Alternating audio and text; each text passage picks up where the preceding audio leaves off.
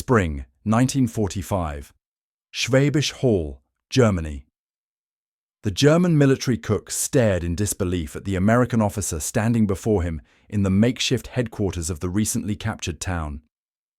After 4 years of preparing meager rations for Wehrmacht soldiers, Hans Müller had expected prisoner treatment resembling the horror stories propagated by Goebbels' ministry. Instead, the American captain was requesting something unfathomable: his help feeding starving German civilians.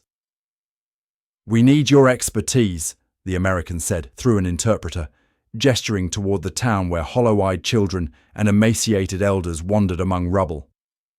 "These people haven't eaten properly in months." This moment of confusion, this impossible request, would mark the beginning of a profound transformation that neither the defeated cook nor his American captor could fully grasp in that moment of first contact. Across liberated German territories that spring, similar scenes unfolded as American forces encountered the devastating aftermath of the Reich's scorched earth retreat. Wehrmacht units had systematically destroyed food stores, slaughtered livestock, and sabotaged agricultural equipment while retreating eastward, leaving civilian populations facing starvation. Military records confirm that by April 1945, daily caloric intake in many German towns had fallen below 800 calories, less than half the minimum needed for basic health maintenance. Nazi propaganda had meticulously prepared German military personnel for American brutality, describing Americans as vengeful, undisciplined, and chaotic.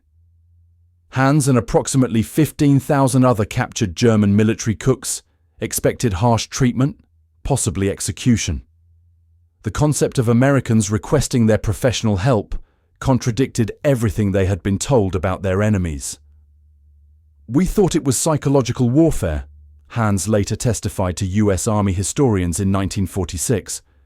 "We believed they would force us to prepare food, then use it as propaganda when they gave it to civilians. We couldn't understand why they wouldn't use their own cooks." The reality proved more pragmatic. American forces had abundant supplies. Military records show over 3.4 million tons of food shipped to the European theatre between D-Day and May 1945, but faced critical shortages of personnel familiar with local facilities, cooking equipment, and civilian dietary preferences. German military cooks, with their disciplined training and knowledge of available ingredients, offered an unexpected solution. The initial encounters between American quartermasters and German military cooks created moments of profound cognitive dissonance. At the central food depot established in Schwäbisch Hall, Hans watched as American supply trucks unloaded quantities of flour, sugar, powdered milk, and canned meat that the Wehrmacht hadn't seen since 1941. A single day's delivery contained more food than his unit had received in a typical week during the war's final months. "It can't be real," whispered Karl Becker, another captured cook, standing beside Hans. "They must be showing us this to break our morale." The Americans, however, were already organizing distribution schedules, calculating nutritional requirements for a civilian population of 12,400 and assigning German cooks to specific kitchens throughout the town. This wasn't display, it was deployment.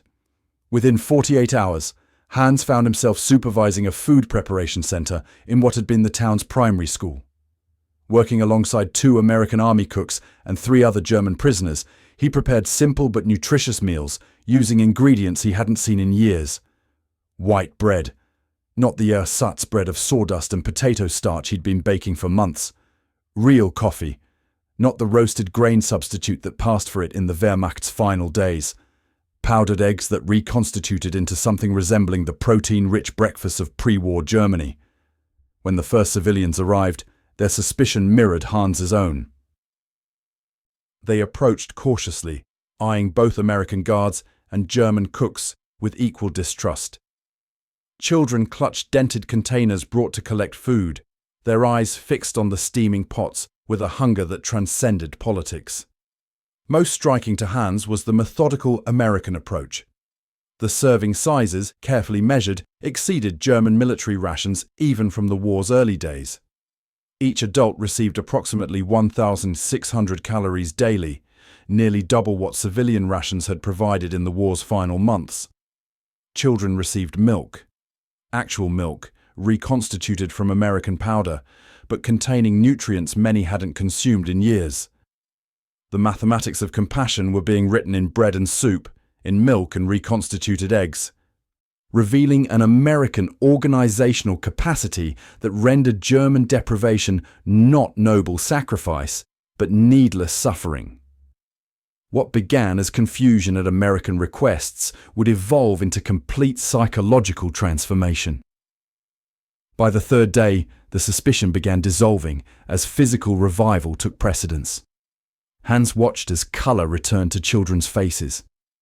American medical officers documented weight gains of 2 to 3 pounds within the first week among severely malnourished children. The systematic feeding of German civilians by their former military cooks under American supervision began immediately, though its psychological impact would only be understood later. A German civilian woman, collecting food for her 3 children, caught Hans's eye as he measured a precise portion of stew into her container. "You're still feeding us," she said quietly, "just with different masters now." The statement's simplicity contained a complexity that would define the coming months of occupation, reconstruction, and re-evaluation.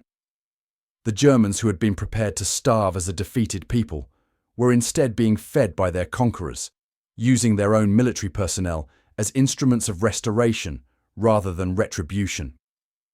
3 weeks after liberation, Hans Müller stood transfixed before an American field kitchen, a marvel of mobile efficiency he had never imagined possible during his years with the Wehrmacht. The olive green trailer unit, manufactured by Food Service Equipment Company of Philadelphia, contained 6 gas burners, 2 ovens, refrigeration, and storage space capable of preparing meals for 300 soldiers simultaneously. German field kitchens, by comparison, typically served 120 men with equipment Hans had considered advanced before witnessing its American counterpart. "This single unit," explained Sergeant Richard Coleman, the American quartermaster supervisor, "is one of 12,000 identical mobile kitchens deployed across Europe. Each one follows the same technical specifications, uses the same replacement parts, and operates with standardized recipes." The systematic standardization astounded technically minded German cooks who had struggled with the Reich's increasingly chaotic supply chains. American quartermasters showed captured German kitchen personnel documentation, revealing the stark contrast between military feeding systems. Wehrmacht ration specifications had declined precipitously, from 3,100 calories daily in 1941 to approximately 1,600 by April 1945. American combat rations remained consistent at 3,400 calories throughout the conflict, with additional supplements for cold weather and high-intensity operations. "Your emergency rations exceed our standard allotments," observed Karl Weber, formerly a cook with the 7th Panzer Division, examining a compact American K ration. The waxed cardboard box contained a complete meal: canned meat, biscuits, a chocolate bar, instant coffee, sugar, and cigarettes, approximately 1,200 calories in a single package. American soldiers routinely complained about these emergency meals that German cooks recognized as luxuries. Military records confirm the disparity continued throughout the supply chain. A standard American Army field bakery produced 18,000 pounds of bread daily, operated by 38 personnel. Comparable German facilities required 55 workers for 12,000 pounds. American refrigeration units maintained fresh ingredients at field hospitals and command centers, technology that had disappeared from all but the most elite German units by war's end. The revelation of waste in American operations initially disturbed German cooks trained in extreme conservation. At a supply depot outside Frankfurt, Werner Schultz watched American quartermasters discard dented canned goods that German units would have cherished. Documented reports show American supply personnel routinely rejected food items with minor imperfections, maintaining quality standards even during combat operations. One quartermaster report from March 1945 indicated 8.6% of canned goods were rejected due to packaging damage that didn't compromise food safety. They throw away more than we sometimes had to work with, Schultz later reported to military historians. When I asked why they didn't distribute the dented cans to civilians, the American sergeant said they had enough perfect ones for everyone. The most profound education came through the Red Ball Express, the massive American trucking operation that delivered supplies from coastal ports to forward positions. German cooks assigned to food distribution witnessed the scale of this logistics system firsthand. Over 6,000 trucks operated in continuous relay, delivering 12,500 tons of supplies daily, including 2,800 tons of food. This single American supply operation exceeded the capacity of Germany's entire military transport system during the war's final months. I trained for 4 years to manage supply shortages, Hans Müller confessed to an American officer while overseeing a community kitchen. Now I must learn to manage abundance. Documented evidence shows German military cooks encountering foods that had vanished from their country years earlier. American supply manifests from May 1945 list items that astonished German personnel.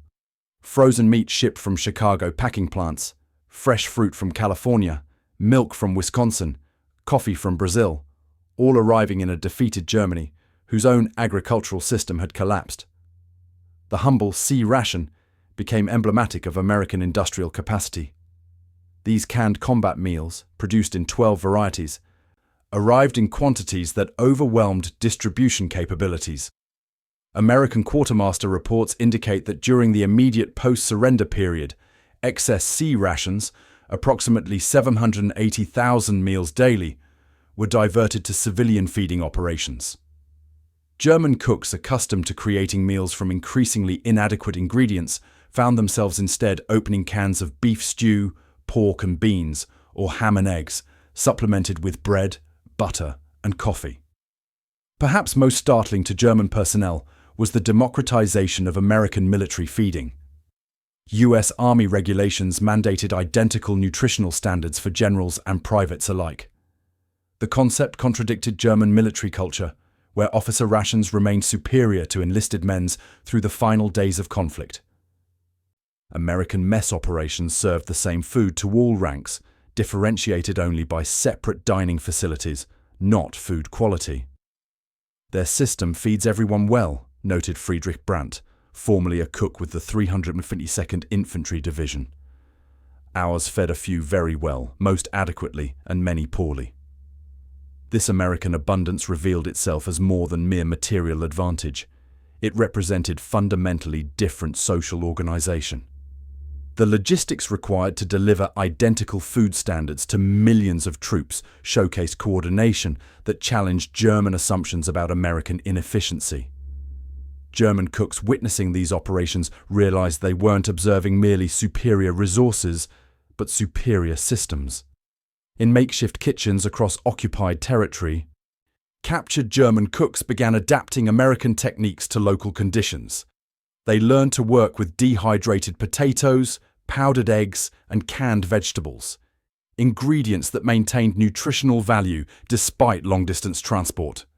They observed American portion control, nutrition planning, and mass production methods that maximized output while maintaining standards. What began as reluctant cooperation transformed into professional curiosity as German cooks recognized the opportunity to acquire advanced techniques. The education flowed in unexpected directions as Americans documented German expertise in resource conservation, local ingredient utilization, and improvisation under constraints, skills that would prove valuable during the reconstruction challenges ahead. June 1945, Nuremberg, Germany.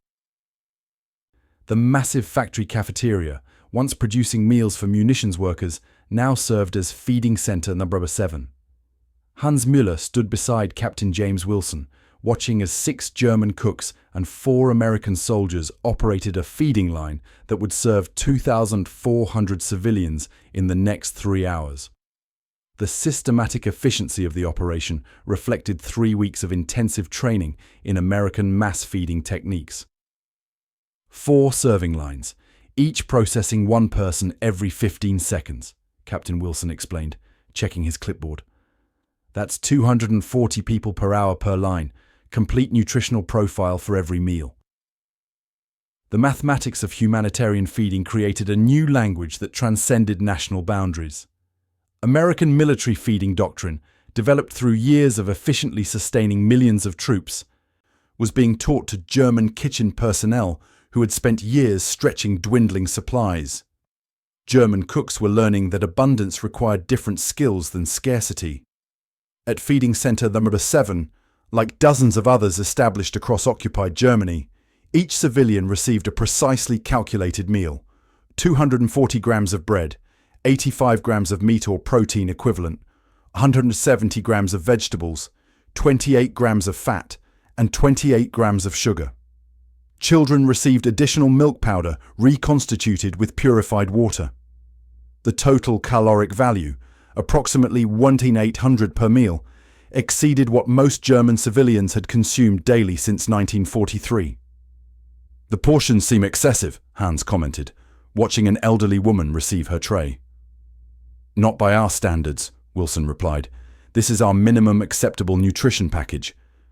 Your people need recovery calories." American military nutritionists had calculated the exact requirements to reverse malnutrition without overwhelming digestive systems accustomed to scarcity.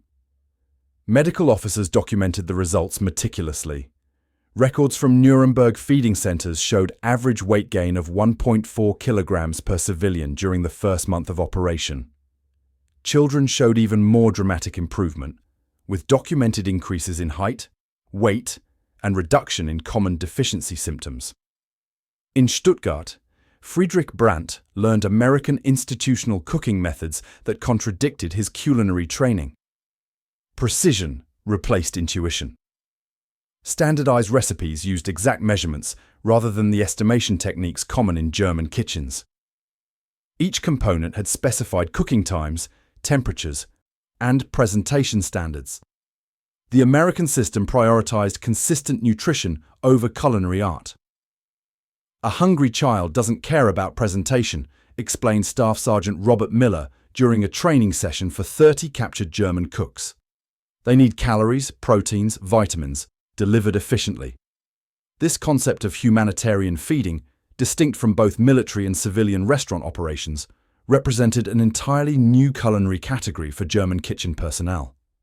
It emphasized throughput, nutritional science, and distribution efficiency rather than traditional cooking values.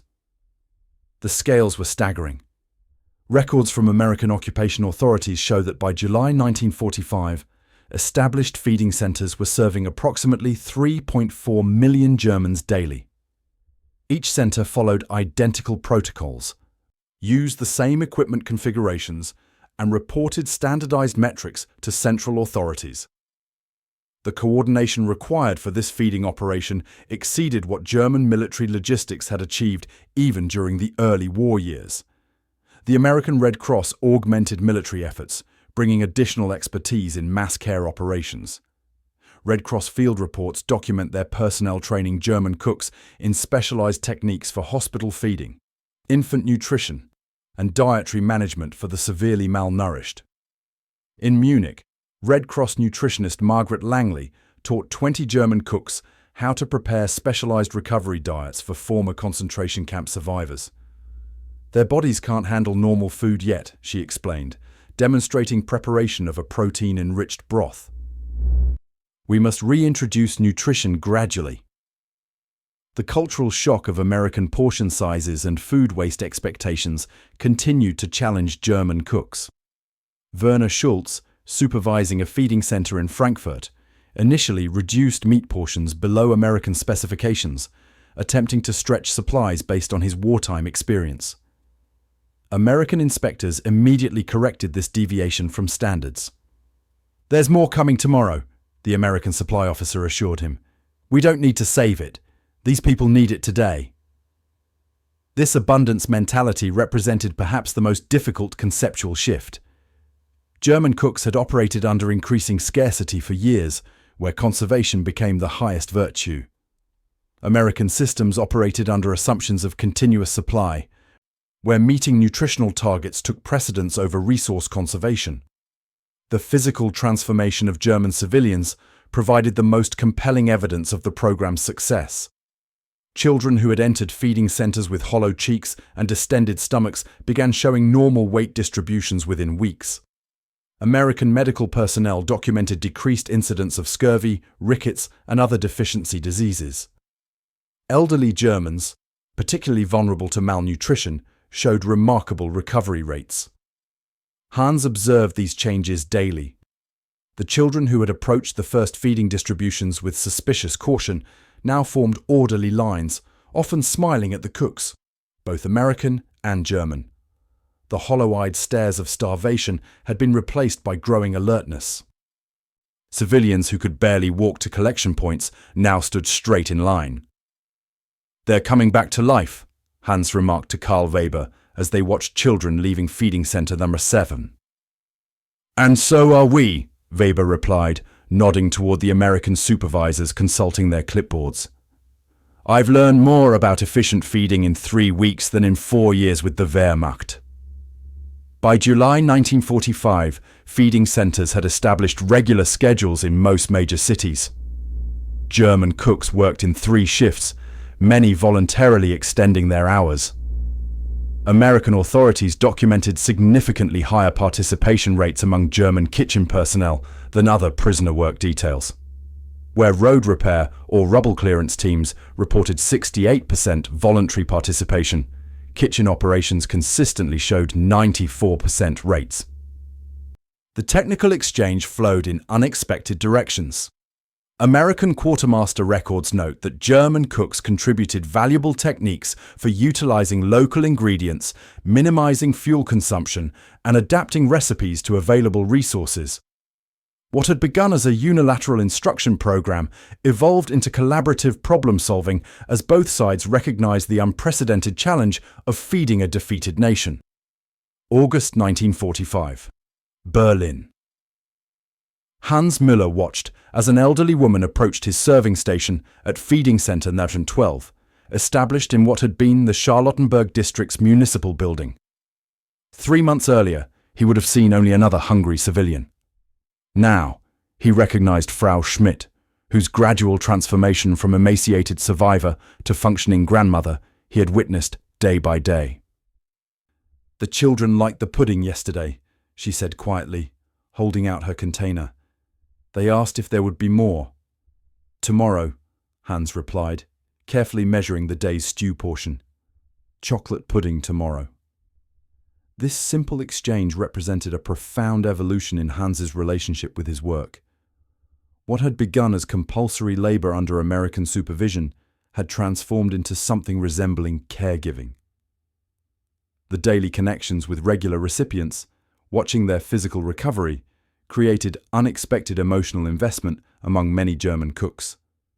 Similar psychological shifts occurred across occupied Germany as feeding operations expanded.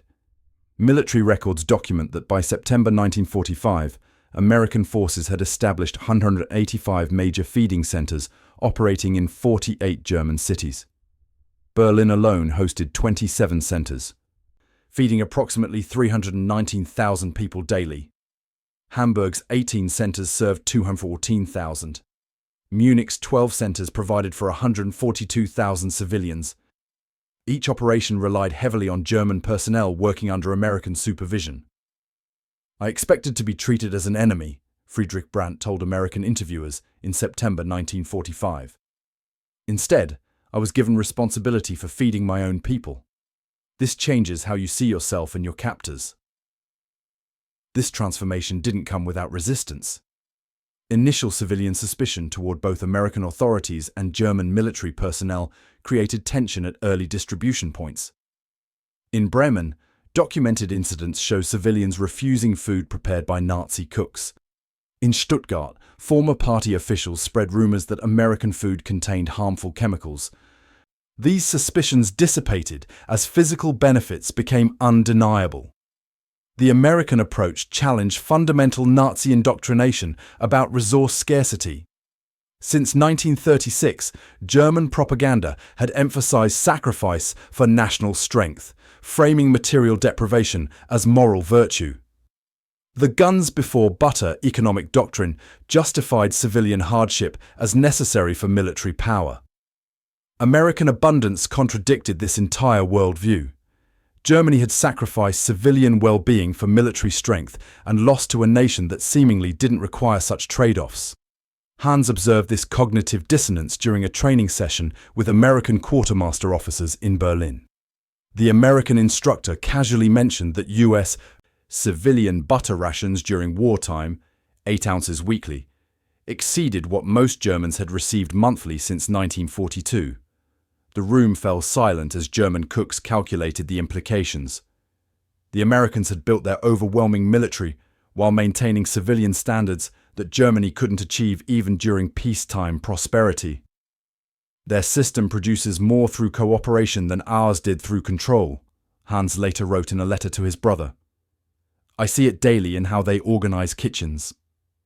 Throughout September 1945, American authorities documented specific German cooks who became particularly effective. Werner Schulz in Frankfurt reorganized distribution schedules, reducing wait times by 47%. Karl Weber in Hamburg developed modified recipes that incorporated local vegetables into American formulations, improving acceptance among elderly Germans. Friedrich Brandt in Stuttgart created training protocols for new German kitchen workers that merged American efficiency with German thoroughness. American military records identified 142 former German military cooks for potential leadership roles in continuing feeding programs. These individuals demonstrated both technical competence and commitment to humanitarian objectives. Many would form the nucleus of civilian feeding operations as American authorities gradually transferred responsibilities to emerging German civil institutions. The health improvements among German civilians became statistically undeniable. Medical surveys conducted in October 1945 showed average weight gains of 3.8 kilograms among adults regularly utilizing feeding centers. Children showed even more dramatic improvements, with growth rate normalization and significantly reduced incidence of deficiency diseases. Hospital admissions for malnutrition-related conditions declined by 64% in areas with established feeding programs. Respect developed gradually between American officers and German cooking personnel. Captain James Wilson, initially skeptical of employing enemy personnel, later recommended commendations for 3 German cooks under his supervision. His official report stated, "These men have demonstrated exceptional commitment to civilian welfare, often working double shifts and developing creative solutions to logistical challenges. Their technical skills and dedication have been essential to program success." As winter approached, the feeding program faced new challenges. Transportation difficulties, fuel shortages, and deteriorating infrastructure threatened operations. German cooking personnel often proved more adaptable to these constraints than their American counterparts. Having operated under wartime scarcity for years, they possessed improvisation skills that became increasingly valuable. In November 1945, American authorities initiated limited self-governance in feeding centers, appointing experienced German cooks to supervisory positions while maintaining American oversight. Hans Müller was among those selected to manage feeding center Deiche 12 in Berlin, supervising 8 German cooks and coordinating with American supply officers. "The Americans are teaching us something beyond cooking techniques," Hans told his staff during their first independent planning meeting. "They're showing us how to rebuild through nourishment rather than destruction." This philosophical reorientation, from military service to humanitarian work, marked the deepest transformation. Men who had once supported the Nazi war machine now measured success by the number of children fed, weight gained by the malnourished, and community relationships restored. By December 1945, feeding centers had become community hubs where Germans experienced the first structured normalcy since the war's chaos.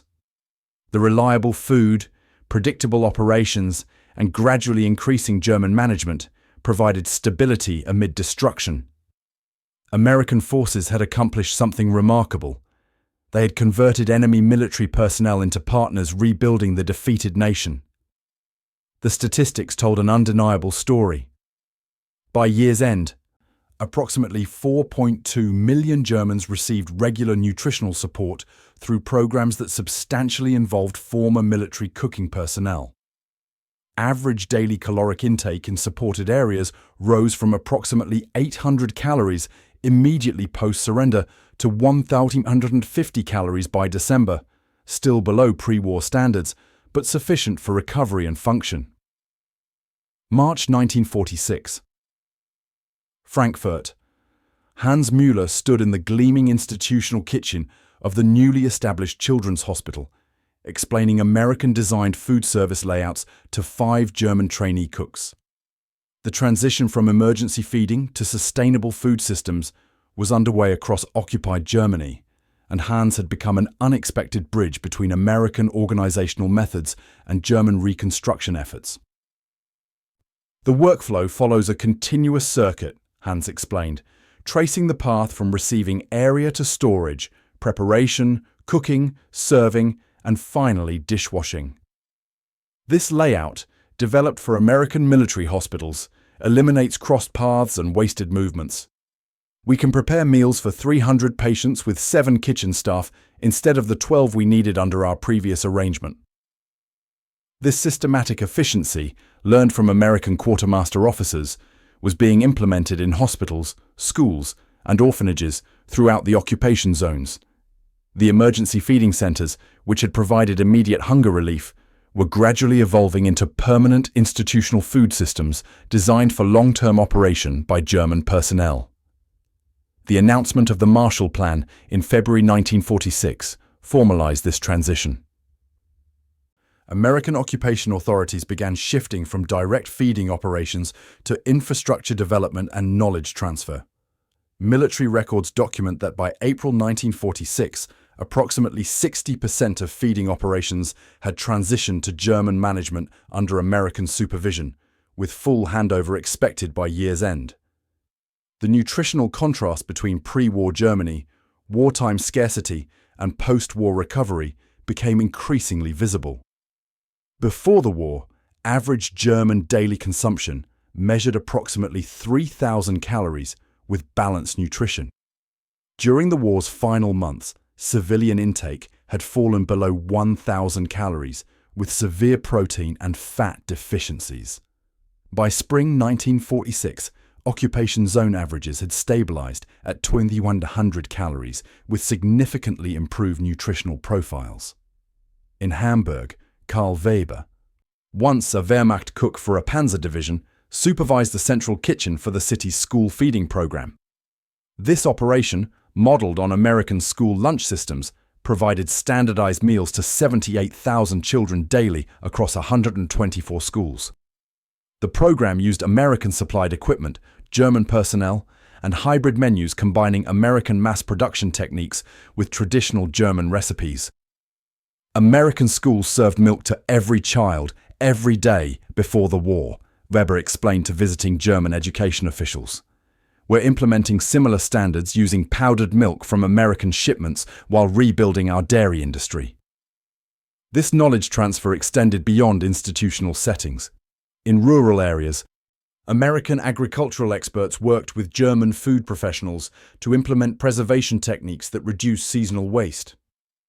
Former military cooks often served as intermediaries, applying their organizational training to civilian production. Near Munich, Friedrich Brandt supervised a food preservation facility that processed local harvests using American canning technology. The operation, housed in a converted brewery, employed 24 German workers trained in modern preservation methods. During the 1946 harvest season, this single facility processed 840 tons of vegetables and fruits that would otherwise have perished before reaching consumers. Before the war, we lost approximately 40% of perishable harvest due to inadequate preservation capacity, Brandt explained to American observers. With these methods, we reduced losses to under 12% while maintaining nutritional value. Statistical comparisons highlighted the emerging transformation. In 1938, Germany preserved approximately 22 pounds of fruits and vegetables per citizen annually. By 1946, American-designed facilities in the Western occupation zones were achieving 37 pounds per person, despite severely reduced agricultural production. This efficiency in preventing waste proved crucial to survival and recovery.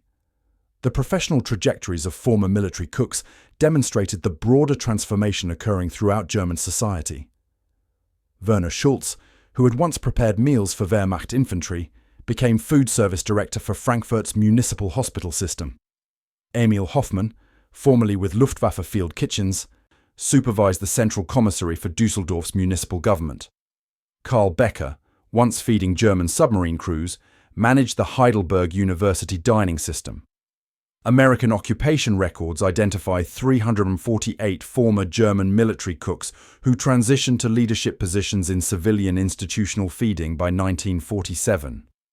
Their military training in logistics, mass production, and resource management proved unexpectedly valuable when applied to humanitarian purposes. The cultural exchange extended beyond techniques to ingredients and dishes themselves. American food culture elements gradually transformed German institutional cuisine. Hamburgers, virtually unknown in pre-war Germany, became standard offerings in school lunches by 1947. Peanut butter, introduced through American relief supplies, found permanent place in orphanage menus. Corn, previously used primarily as animal feed in Germany, entered human diets through American-inspired recipes. In Berlin, Hans developed standardized recipes combining American ingredients with German traditions, creating hybrid dishes that acknowledge both cultural preferences and nutritional science. His American-German cookbook for institutional feeding, distributed to hospitals and schools throughout the American zone in December 1946, contained 142 recipes specifically designed for large-scale preparation using available ingredients. The cookbook's introduction revealed Hans's transformed perspective. These recipes represent not just practical solutions to current conditions, but a new philosophy of institutional feeding that emphasizes efficiency without sacrificing human dignity. Our American colleagues have shown us that feeding many need not mean feeding poorly. By late 1946, the documentary evidence of German-American cooperation in rebuilding food infrastructure became increasingly compelling. Joint teams assessed and rehabilitated flour mills, dairy processing plants, and slaughterhouses.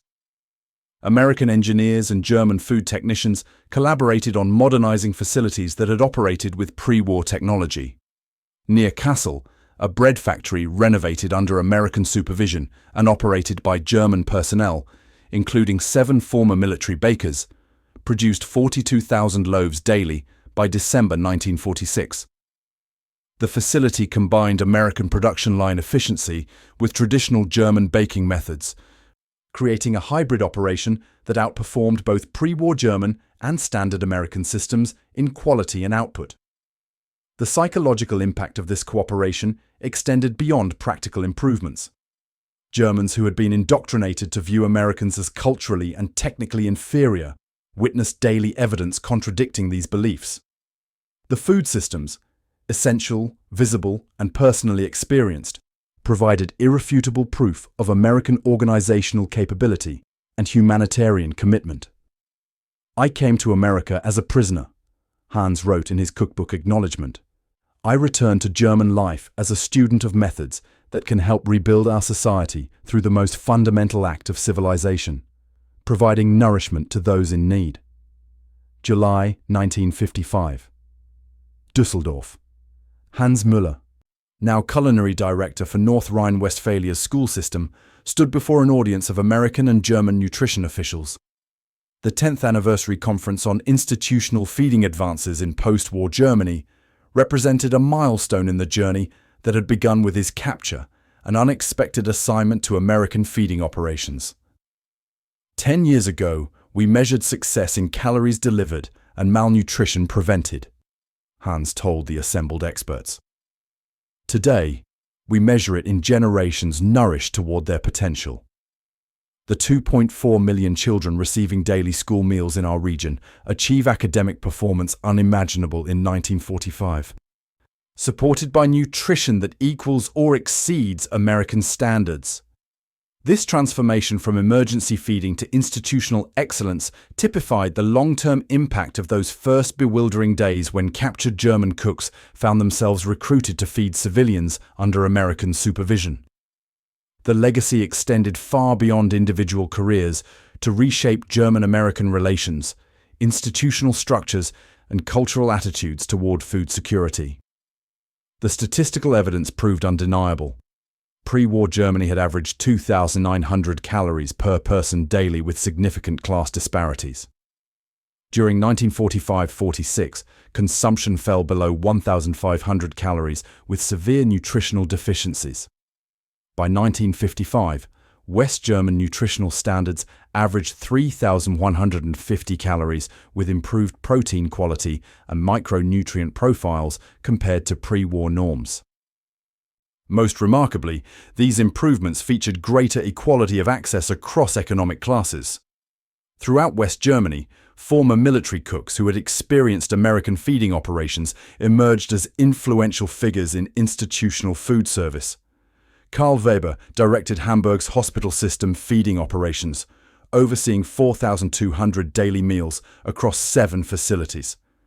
Friedrich Brandt supervised Bavaria's school nutrition program, implementing advanced American cafeteria systems.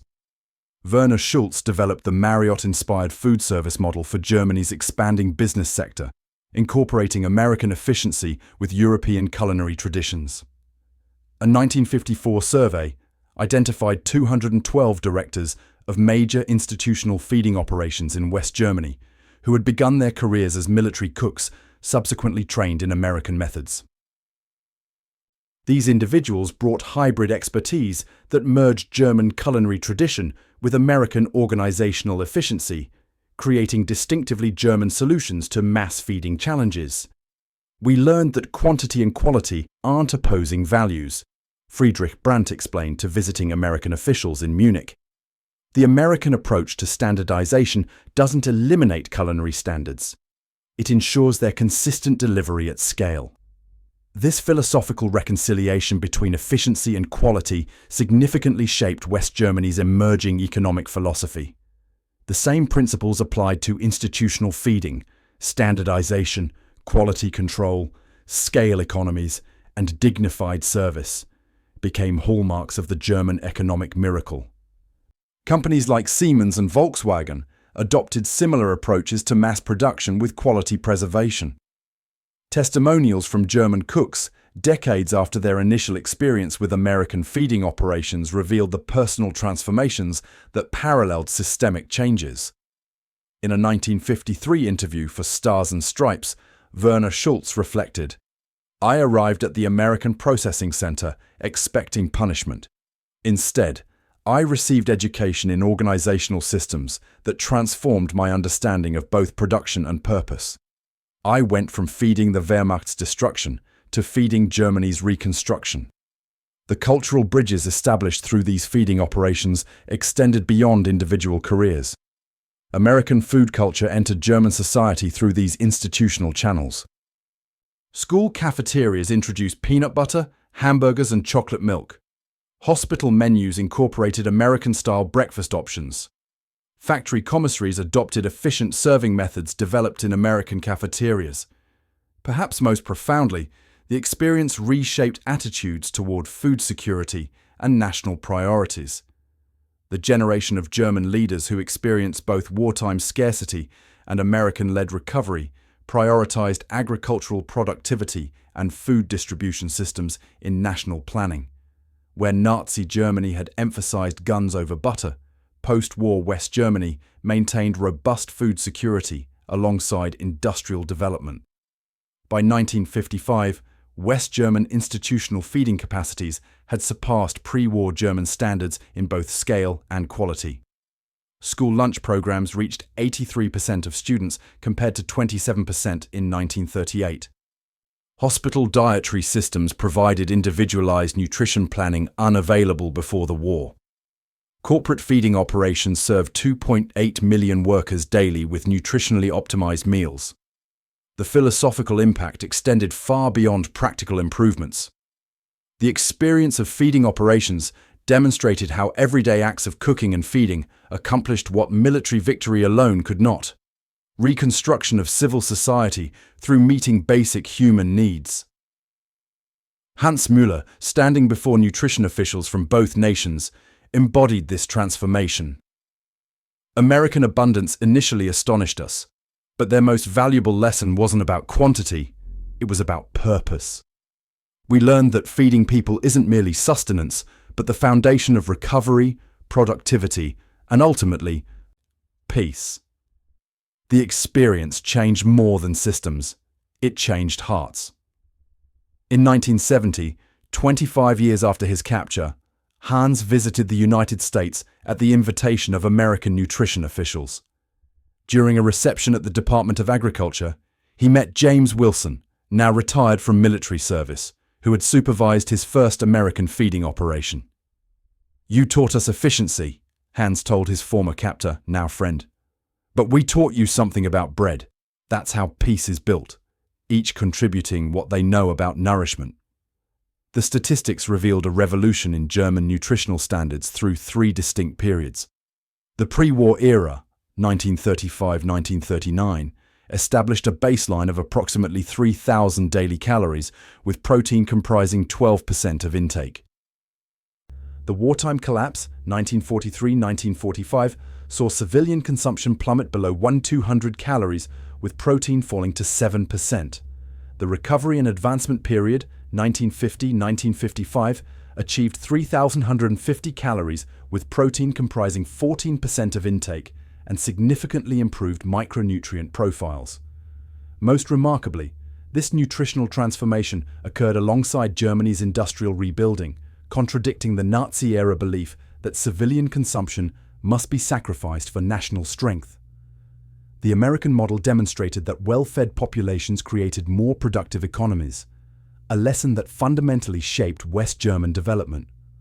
What began as an expedient solution to civilian hunger evolved into a profound exchange of technical knowledge, organizational principles, and humanitarian values. German military cooks, expecting punishment, instead became students of systems that would help rebuild their nation through the most fundamental act of human community: sharing food. The final measure of this transformation wasn't found in statistics, but in the everyday experience of ordinary Germans. Children who received their first adequate meal from American-supervised German cooks in 1945 grew up in a society where institutional feeding became a cornerstone of public welfare rather than an emergency measure. In this unexpected way, former enemies breaking bread together created understanding that military victory alone could never achieve. Through the simple act of feeding hungry people, soldiers from opposing armies discovered common humanity that transcended the divisions of conflict.